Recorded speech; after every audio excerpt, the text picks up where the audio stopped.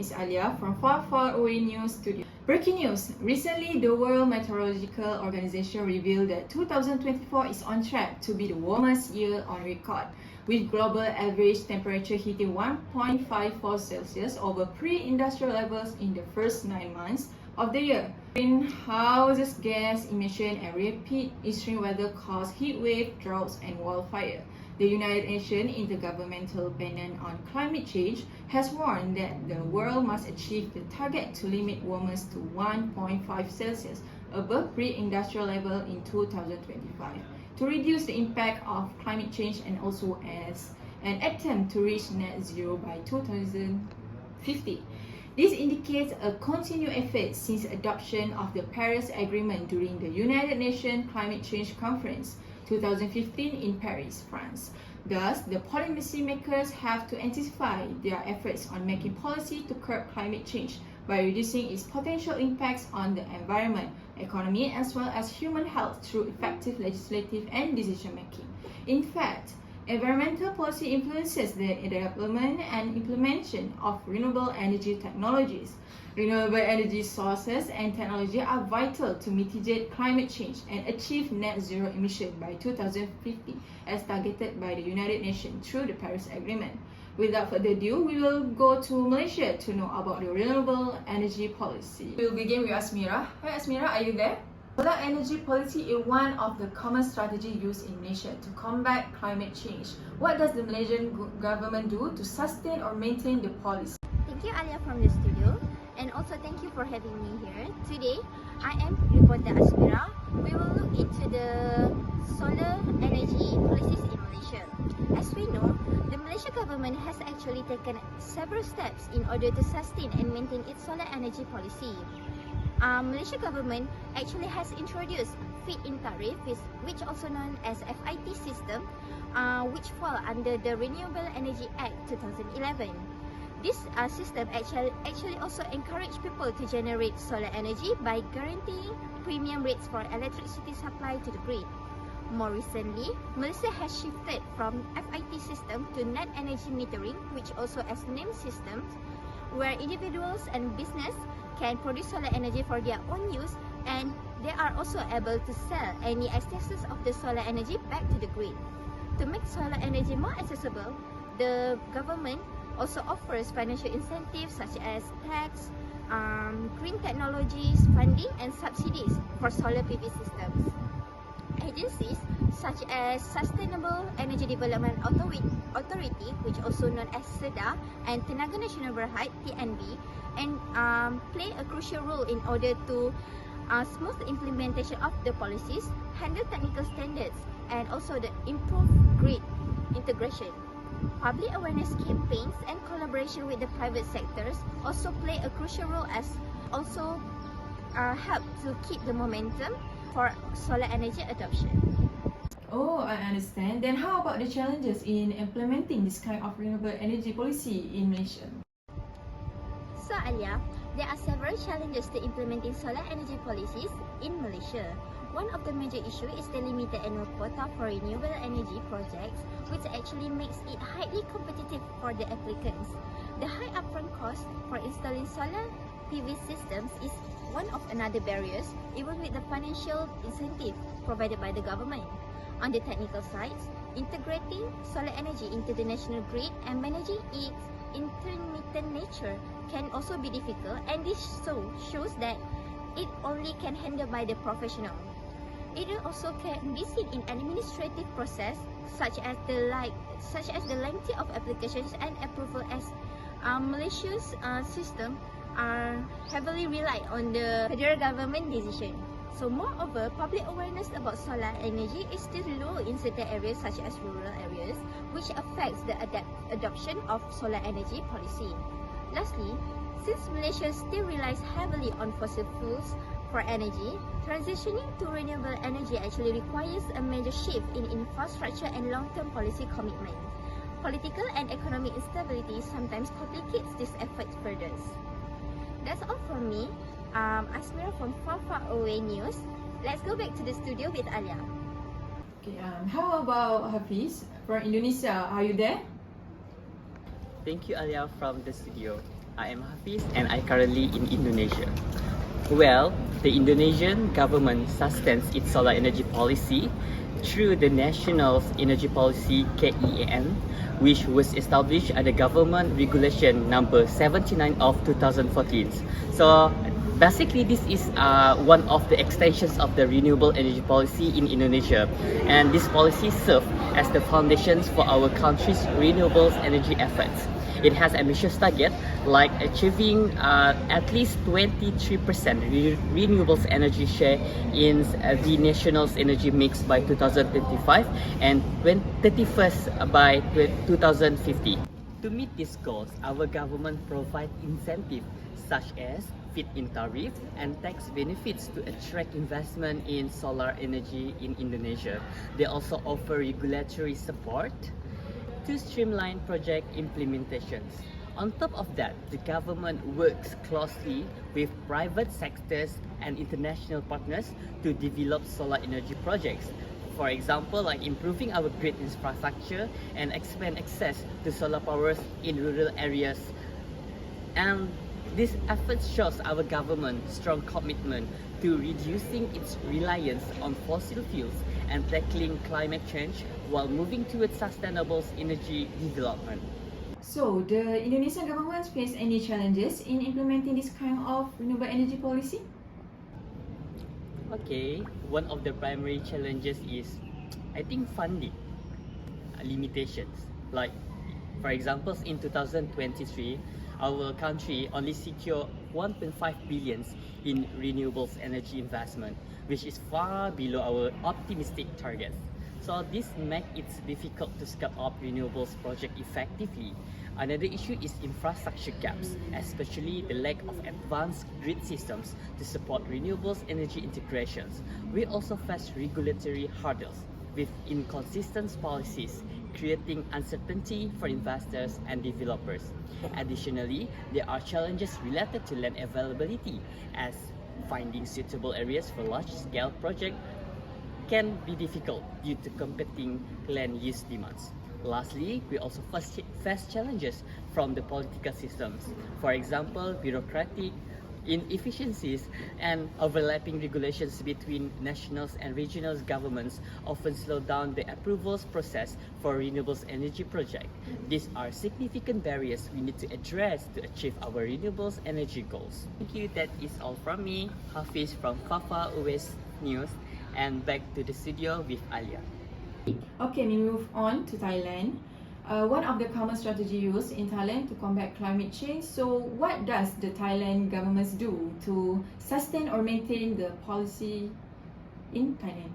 Are you there, Hariz? Yes, thank you, Alya. Currently, I am at Pattani, Thailand. So, in today, we dive into the Thailand ambitious renewable energy policy with the spotlights on the solar energy. Thailand is making strides towards sustainability, but not without its challenges. So, on how the government is driving the solar energy initiative and the hurdles it faces. So, basically, Thailand has emerged as a leader in the renewable energy in the Southeast Asia, with solar power taking at the center stage. So, as part of its commitment to increasing the energy security and reducing reliance on the fossil fuels, the Thai government itself has implemented several key programs to bolster the solar sector. So one of the most notable initiatives is the ADA program.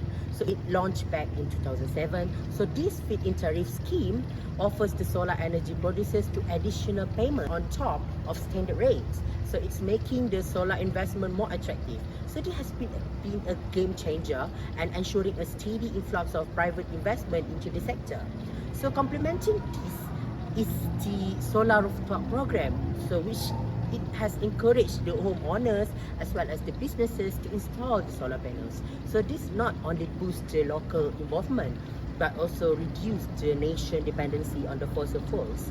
So as of 2020, the Thailand had successfully installed over 3,000 megawatts of solar power, positioning itself as a regional leader. So the government approach doesn't stop there. So it also had rolled out a series of incentives, including the tax breaks, feed-in tariff, and also easiest access of financing. So there's even a blockchain-based based on peer-to-peer trading, allowing the individuals to buy and sell solar-generated electricity directly. So these innovative approaches is reshaping the way energy is traded and consumed in Thailand. Do the Thailand government face any challenges in implementing this kind of renewable energy policy? Yes, Alya. The challenge of this is the obstacles itself Thailand is facing its renewable energy journey is the political instability itself. So political instability is a significant issue in Thailand. It has seen the frequent changes in government, sometimes through the military takeovers, the junta. So this instability can lead to the policy shifts. So it creating the uncertainty for investors and stalling the long-term solar projects. So another challenge is the policy inconsistency. So with each new administration, there's a risk of the changing or scrapping existing renewable energy policy. So this unpredictability can undermine investor confidence, making it difficult to sustain growth in the solar energy sector. So the Thailand centralized governance system also plays a role. So decisions are often made at the national level, leaving little room for local governments to adapt this renewable energy policy to fit regional needs. So this can lead to a lack of localized support, slowing down the implementation of solar projects in the various communities. So on the technical front, the intermittent nature of solar power presents challenges. Without a robust energy storage system, managing the supply during periods of low sunlight become a significant hurdle. So the Thailand Renewable Energy Roadmap remains ambitious. So the National Power Development Plan (NPD) aims to increase the share of renewable energy mix to 51% by 2037. Achieving this will not require not just the policy stability but also the technological advancement, particularly in the energy storage itself. Community-focused programs like the Energy for All as the expected thing to play a crucial role in engaging the local population as well as ensuring that the transition to the renewable energy is inclusive and sustainable.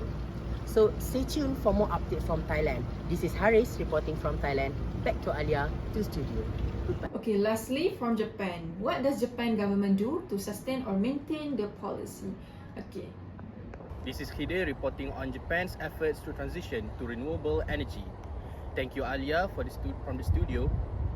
Japan, a country of over 6,800 islands in the Pacific Ocean, is home to 126 million people, most of whom live in urban areas known for its natural beauty and vulnerability to earthquakes. Japan is also a leader in technological advancements and cultural heritage. In recent years, Japan has set ambitious renewable energy goals. By 2030, it aims for renewable sources to make up to 36 until 38% of its electricity, with a long-term target of 40 until 50% by 2040. This shift gained urgency after the 2011 Fukushima disaster, which highlighted the risk of nuclear energy. To achieve these goals, Japan has implemented several policies. Firstly, the Basic Energy Plan, introduced in 2003, guides energy strategies. In 2010, the feed-in tariff system guaranteed prices for renewable energy, encouraging solar projects. By 2022, this evolved in the feed-in premium (FIP) system, promoting market competition for renewables. Okay, so does Japan face any challenges in implementing this kind of renewable energy policy? Yes, that's true, Alya. Offshore wind energy is another area of focus. Projects like Akita and Noshiro wind farms demonstrate Japan's commitment to greener solutions. However, challenges remain. The country's mountainous terrain limits space for large-scale solar and wind farms, while its energy grid struggles with two different frequency zones, complicating energy transfer. Japan's geography makes it hard to build big renewable projects. The country's hilly land limits space for solar farm, but Japan is using floating solar technology on bodies of water like lakes and ponds to solve this problem. Despite progress, Japan still imports a lot of fossil fuels, which affects its energy security. Renewable energy is growing, but Japan needs to overcome these challenges to depend less on fossil fuels. Political factors also play a role. Agencies like the Ministry of Economy, Trade and Industry, METI, hold significant sway, often prioritizing traditional energy sectors. Despite this, local governments and communities are stepping up with grassroots renewables energy initiative. Japan's journey towards renewable energy is a mix of challenges and achievement. As it works to overcome obstacles, its experience offers valuable lessons for other nations. This is Khidhir reporting from Japan.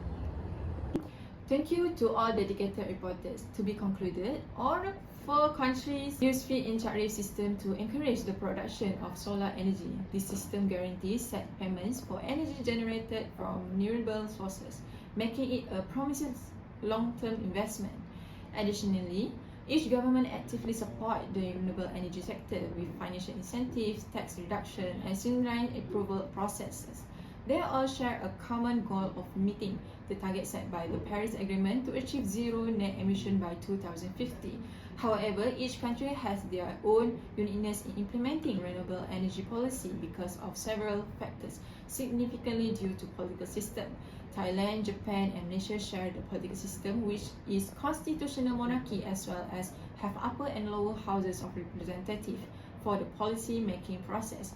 Although Thailand has been under the military junta since 2014, its policy making process still remains the same as Japan and Malaysia. Unlike in Indonesia, who use a presidential system, the policy making process is a bit challenging and complicated due to its decision based on a multi-party system, including several entities in a legislative branch, consists the people, a consultative assembly, the House of Representatives, and the Regional Representative Council. Thus, the policy-making process differs according to countries due to its political system that is influenced by the public participation, policy goal, or interest. Therefore, renewable energy management is important for all the countries to combat climate change and reduce the dependency on non-renewable energy such as fossil fuels and coal. The effectiveness and efficiency of policy determined by the political stability and implementation of a country's policy uniqueness. Thus, research and development is important to ensure that each country can implement appropriate policy according to their uniqueness in ensuring the welfare of people as well as preserving the environment for the future. Okay, that's all from me, Alya from Far Far Away News Studio.